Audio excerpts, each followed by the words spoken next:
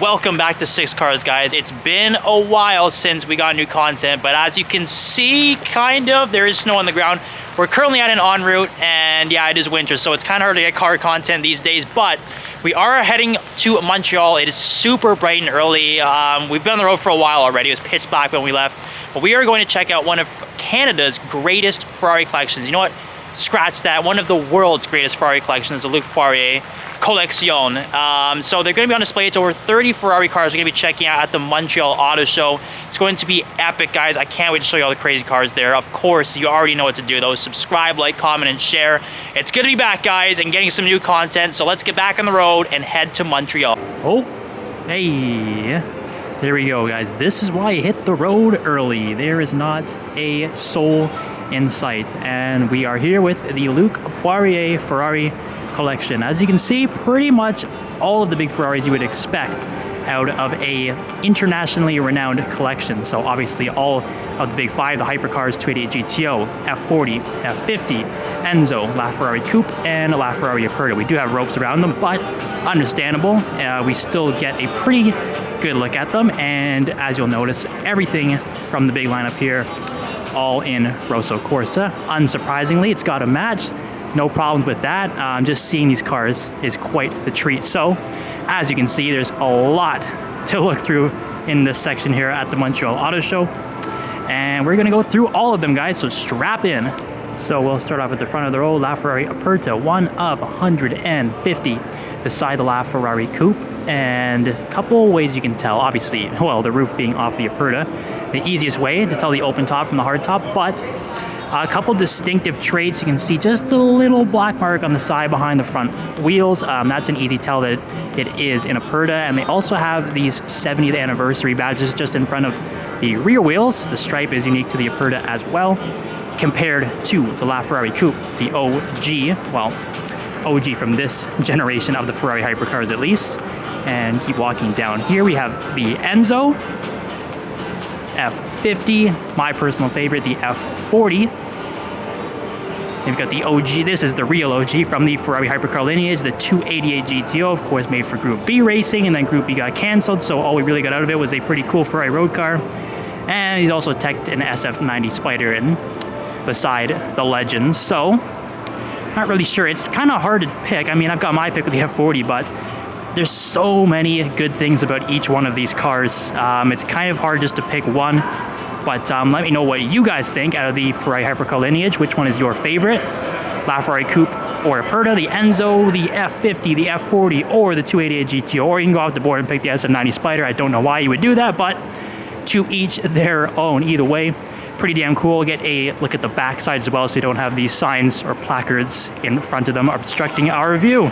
You can kind of see the back of the 288. Definitely took some cues from the 308s and the 328s, and it's kind of cool to see just how each generation leads into the next one. Obviously, you can see the circular taillights from the 288 GTO carry over to the F40. The design of the F40, though, is just my personal favorite. Yes, it doesn't have the big screaming V12 that the F50 does, but the V8 twin turbo is pretty damn cool on its own right. And man, the design of the F40 just never ever gets old. Even if they were all painted right from the factory, doesn't really matter. They are so good to see all the time. F50 is definitely growing on me though. I didn't usually like this at first, but I think over time, it's kind of like a fine wine. It's getting better with age. So the F50 is definitely growing on me. As I mentioned too, the V12 was just epic. A lot of F1 technology in this car as well, so it was a pretty pivotal moment for Ferrari, and then obviously the one named after the founder in the Enzo.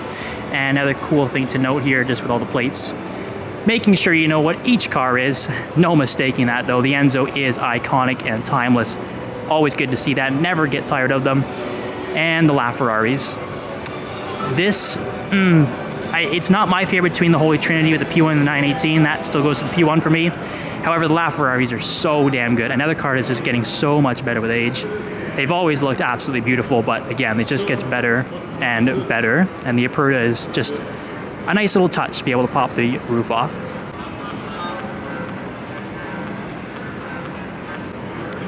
I think this row is equally as cool too. We sort of have the V8 track specials. So hypercars over there, V8 track specials here. Starting off, well, we have 328 and 308s, but the 348 Speciales where they really started to go a little crazier at the V8 flagship models and make them a little more track focused. Gives us special variants. Only 100 units of the 348 Speciales, so that's pretty cool. 355 Fiorano. This is my personal favorite of this lineage, the Challenge Stradale. I think this is one of my all-time favorite Ferraris, period, not just from this lineage, just in general. And this is one car where I really don't mind if you just want to stick to the same whole Rosso Corsa. That is just such an iconic look, especially with the tricolore stripes. That is something I will never get tired of seeing. Over here, the 430 Scuderia 16M, of course, the open-top version of the Scud, and 16M for the 16 Ferrari championships in Formula 1. So pretty iconic. I think there's only like 500 units of them, or 499. And the 48 Pista Spider as well. That looks really, really good. Interesting spec, not the same Rosso Corsa as a lot of the collection we've seen so far. You can see there's a lot more color back there that we'll get to in a second, but that Pista spec is pretty damn cool. The silver, I think, Argento Nürburgring, the orange stripes. Never really seen orange stripes done before, but they do carry all the way back onto the seats, as you can see there, the headrests and the striping. We've got another very cool row back here. This is sort of the V12 Grand Tour lineage. So you got the peak of the 512 tier on the Testarossa lineage here, the 512M. Easiest way to tell this apart from those is the pop-up headlights, but it shaved some weight, added a bit extra power. It was limited to, I'm not sure how many units, but it was a nice little final swan song to that body style. And of course we swap over here the 550, which then evolved to the 550 Berchetta here, the open top variant. This was pretty limited. I think maybe around like 500 units, something like that. It was under 1,000, I know that. So not very many Berchettas out there. Then it evolved the 575 Superamerica, which is just a beautiful looking car, I think, and just sounds so good. The open top with the V12 in the back. This is a really nice shade of blue as well. Not even going to try and guess the color code.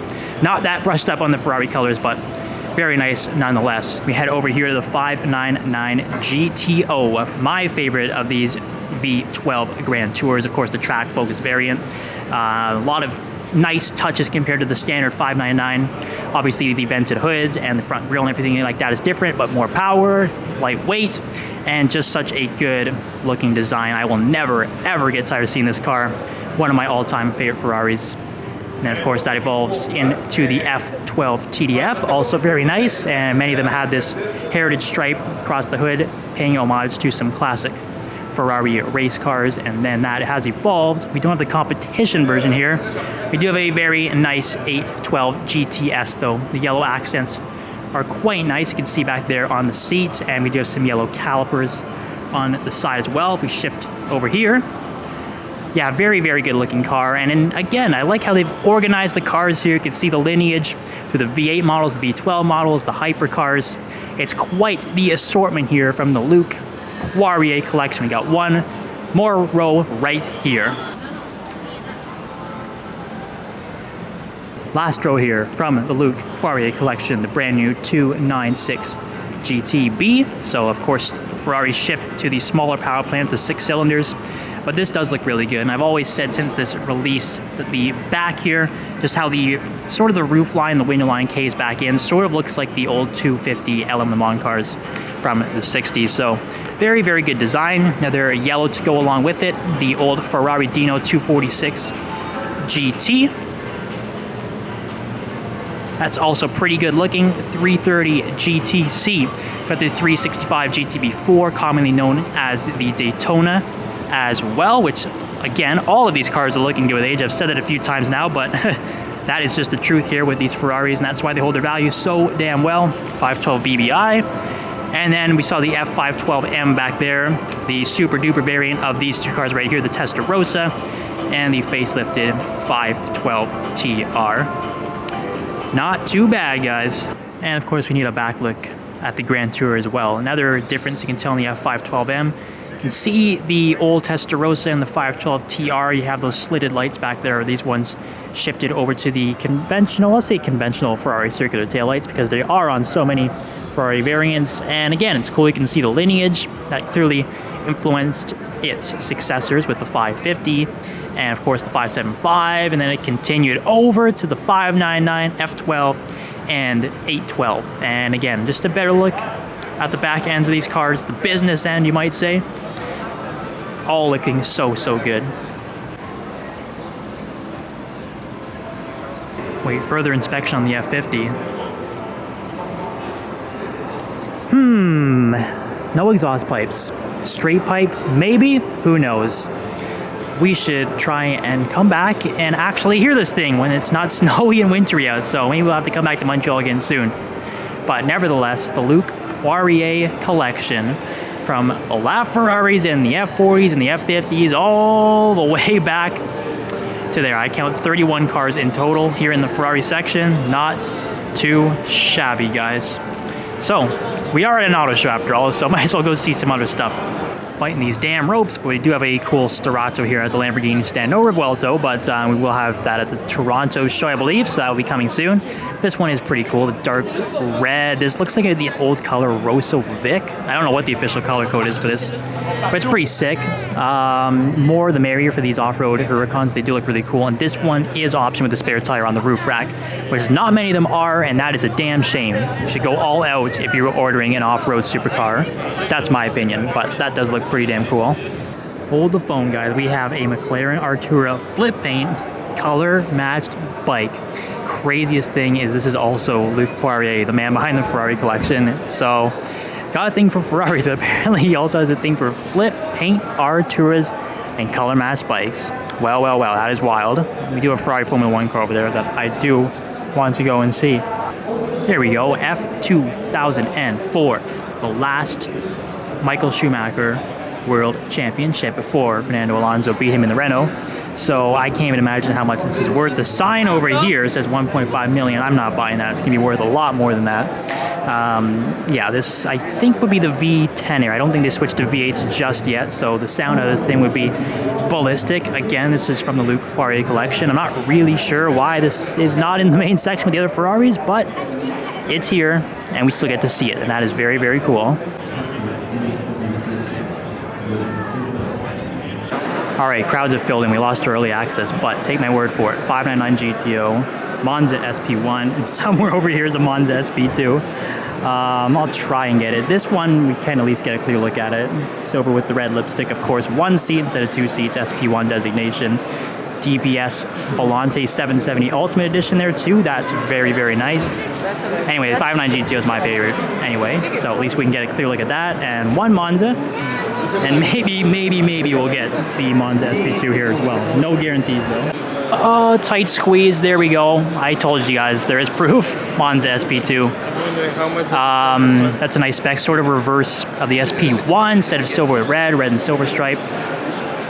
And there's a Chiron Super Sport here, hidden behind the crowds. I can't guarantee we're gonna get a better look at this, guys. The crowds here are insane. There you go. Now you can see the crowds we were fighting over there. It's pretty tight squeeze, so that's why I can't really get a front shot of the Chiron Super Sport. We can get the back and see the specs, silver on black two-tone. We've seen Chiron Super Sports at car before on the channel, guys, so at least we do know what they look like.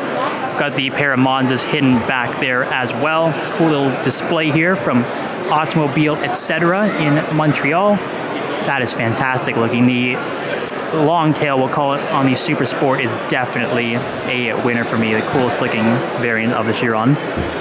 Well, guys, that wraps up another 6 cars video. I hope you guys enjoyed the Ferrari collection. I will drop a hint. There is some cool new content coming very soon, and it is very heavily Ferrari themed as well. So hope you guys enjoyed this quick little trip to Montreal, back on the road to Toronto, and I will see you guys again very shortly. Thanks as always for tuning in. See you next time.